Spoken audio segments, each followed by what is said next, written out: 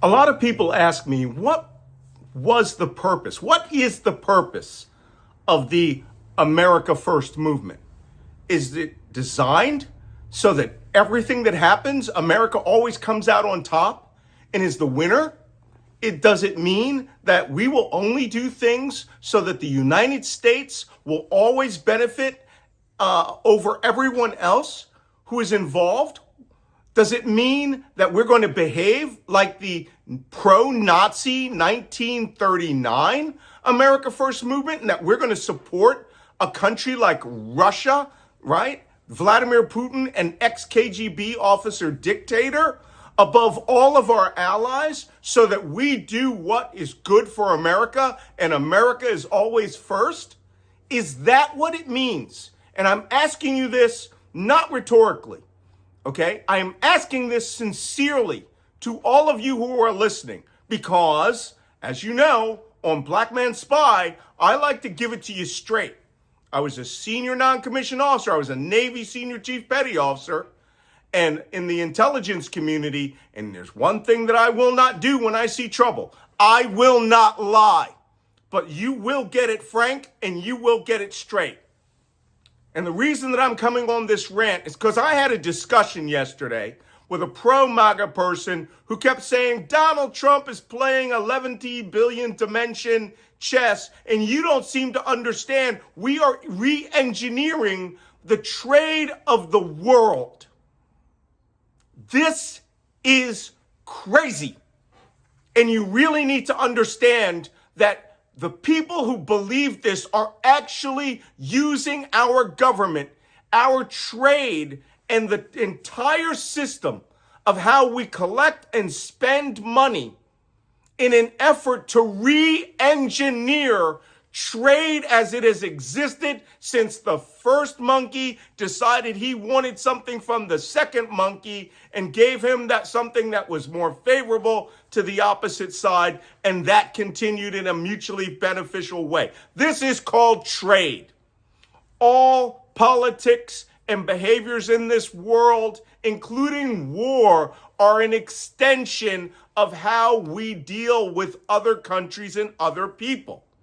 And so by ignoring that and deciding that America is going to go it alone, tariff every nation in the world, which is stupid because a tariff is just a tax on an American consumer, which a lot of these people don't seem to understand, and that we are going to force the rest of the world to behave the way that we want.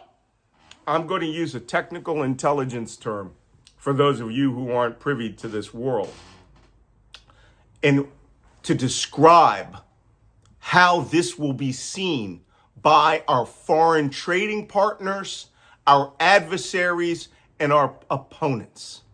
And that term is, this is bullshit. There is no way the United States can re-engineer the global trade routes of the world, the global marketplace. I am not saying this as an economic expert. I don't have to. The economic experts are shouting this out left and right. We are not capable of it because global trade as it exists today, which people say the globalist world, where the other parts of the world give us things and we send things to them, we manufacture, we produce. We are now doing that with services. We, the United States of America, we created this. Don't you remember World War II when we just manufactured everything for the war effort and dropped it all over the place? And at the end of the war, the world wanted what we had? And we manufactured it and shipped it all over the world, from cars to refrigerators to televisions. Then the world slowly changed as electrical materials came and moved into electronics. Then electronics moved into the digital world. And then we found that America, as a nation that produces services, financial services, informational technical services, became the dominant asset that people in the world needed to become more efficient. We invented all of that. That's called globalism. Because now, to produce something in the United States, one part of it may come from China, one part of it may come from Canada, another part of it may come from Mexico, a fourth part of it may come from Belgium, all right? And the paper that it's written on, a specialty paper that can only be developed from a certain type of plantain, may be coming from West Africa. And that which is assembled in the United States and sold to the highest end markets of the world is where America gets its money. But what we don't do is we don't produce toy clocks anymore, because in the 1980s, at the fall of the Soviet Union and the rise of the capitalist communist hybrid state of China, American producers found it was cheaper just to send your factories to China, pay the workers there 50 cents an hour, close them all over the United States, and produce it over there, and then they would be assembled there and sent to the United States cheaply, and you get everything that's in Walmart for almost nothing, or the dollar store, Dollar General, or Kohl's, or Target. You get it cheap, and your standard of living rises. That's what the world is today. Now, why is a black man spy telling you this? Because all of the friction of what is happening today in the trading market impacts politics. Those politics can lead to war. Before there is war, there is a necessity to have accurate information which is not built on ideology or lies. And that is what the markets are telling you. So if somebody were to say, Malcolm, we need some specialized intelligence on the global trading market, what do you think? I would say, have you read the Wall Street Journal today? The numbers in the market don't lie. The trends as they are happening are happening. And what has happened here with Donald Trump and the global trade war is that we have injected uncertainty in a world that relies on stability and certainty to have a favorable global trading environment, so America keeps rising to the top. But that's not what's happened now. Donald Trump has caused the loss of more money since the Great Depression with one stupid decision to start this global trade war with China. And China is responding in a way, as the second largest trader in the world, they're responding in a way that Donald Trump, thinking he knows how the Chinese think, are behaving.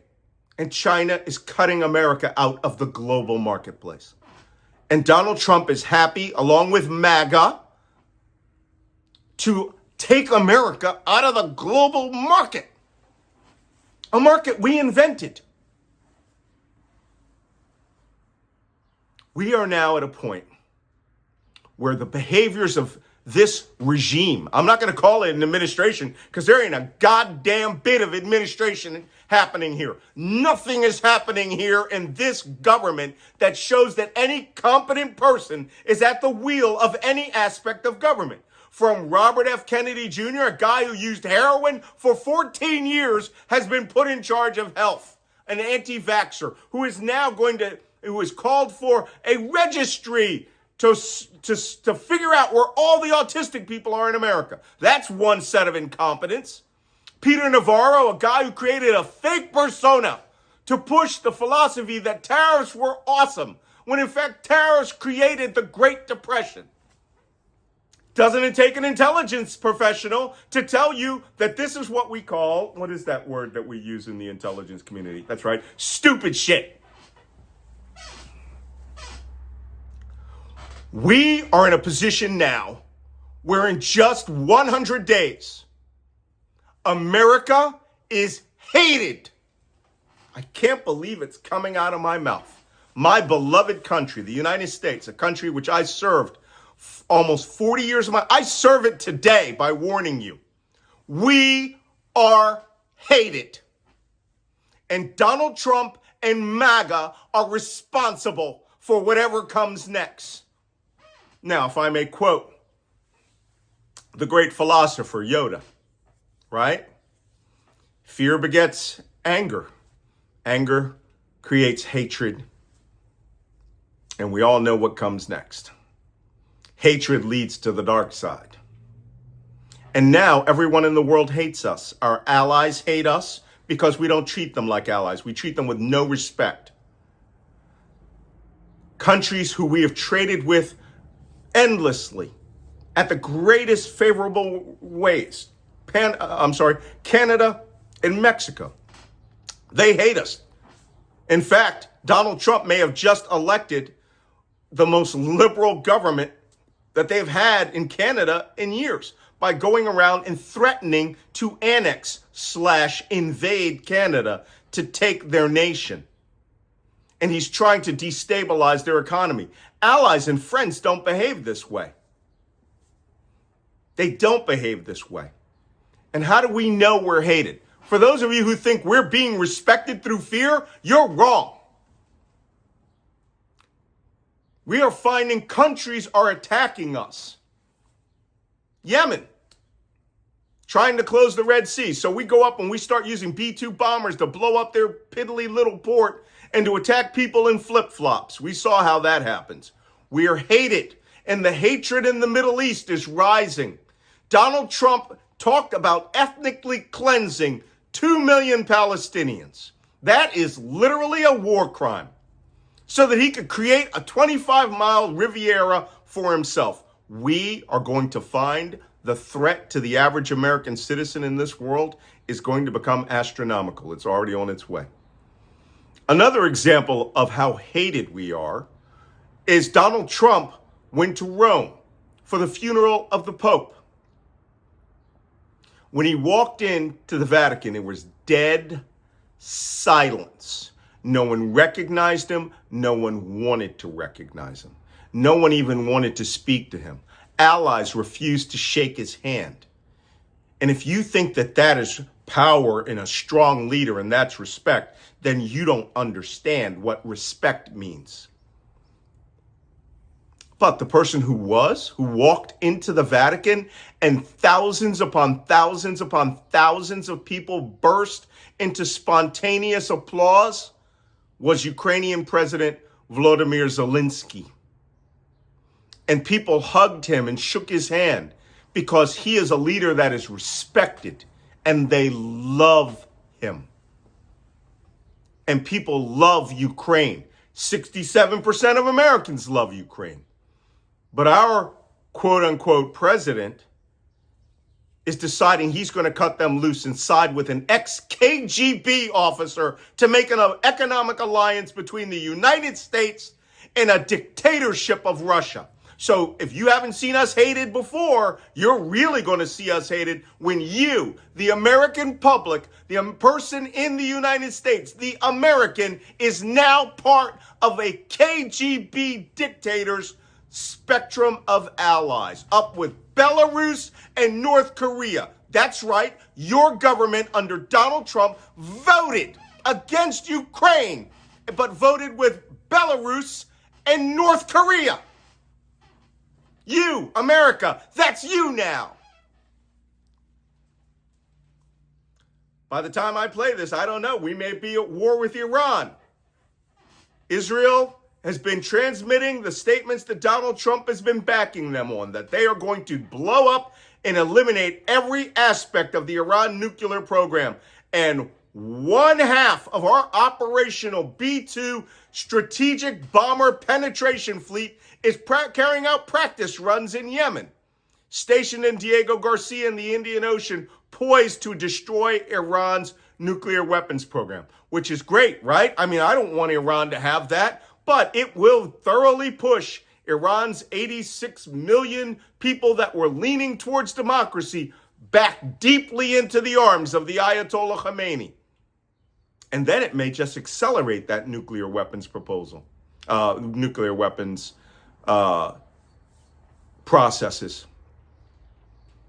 Even worse, it's bad if we find out that after we attack them, they have working atomic bombs hidden away that we didn't know about. The next time you see me, I'm likely to be reporting to you from Greenland. Malcolm, Why in God's name are you going to Greenland? Because apparently the United States, in its infinite wisdom, has started talking over the last 6 months of annexing Greenland. And Donald Trump reiterated that just the other day, 2 days ago. He views Greenland as some big boon. And the only way to annex Greenland is to invade Greenland because it is under the control of a NATO ally. It is a territory of Denmark. It has Danish soldiers there. It has Danish Navy there. It has Greenlandic police. It has had Danish roots since Eric the Red settled southern Greenland 800 years ago. And suddenly the United States thinks that they're just going to step in and they're going to just offer them $20,000 a year, and the Greenlanders, all 57,000 of them, are going to come along. No, that's not what's going to happen. 57,000 people with 30,000 bear shooting hunting rifles and know how to use them. In a country that makes Norway look like the Sahara Desert in terms of all the fjords and waterways that they have. That might be an exaggeration, but it's a pretty barren place with a lot of water. And guess what? There are no roads outside of the downtown of the capital city. And that's the equivalent of a small town in the United States of about 10,000 people. Everyone else is scattered on tiny, tiny, tiny little settlements all over the place, the Inuit people of Greenland. Malcolm, this is dire, huh? But doesn't look dire. How can the average American person be made to feel that this situation is as bad as I'm saying, that we are as hated as I'm leading you on to believe, and that this warning that I'm giving to you is about to become very bad? Set Greenland, Canada, and Iran aside, things are about to get very bad, and I am here to give you an unambiguous intelligence warning.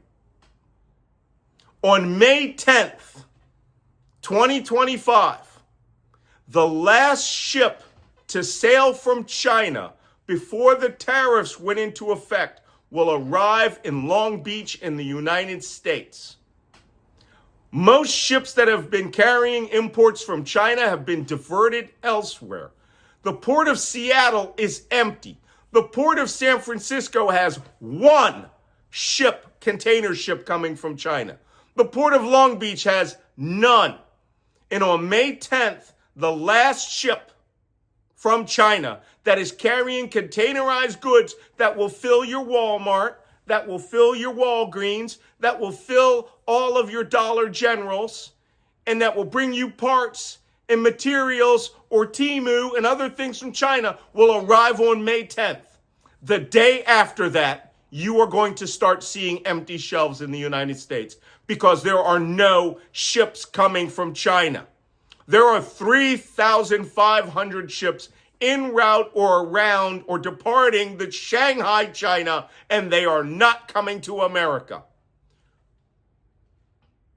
And the last ship that will have transited the Panama Canal and discharged its load in Bayonne, New Jersey, off of New York, will be in the last week of May. And then you are going to see hardship. The last ships have sailed for America, carrying the cheap goods you have become addicted to at your Walmart. And these people at the Walmart, I got one, I'm literally looking out a window about a mile away. These are the Trump voters. These are MAGA. You're the people that like it cheap. You like plentiful things. You like your food to be inexpensive. You and your tariffs and your misunderstanding of how the world works, your attack on the United States government and dismantling everything that would support you is about to bite you in the ass. If I could quote the immortal words of the great philosopher DJ Khaled, congratulations, America, you played yourself. Stay tuned. things are about to get very bad. And don't say that the black spy didn't warn you, because I did.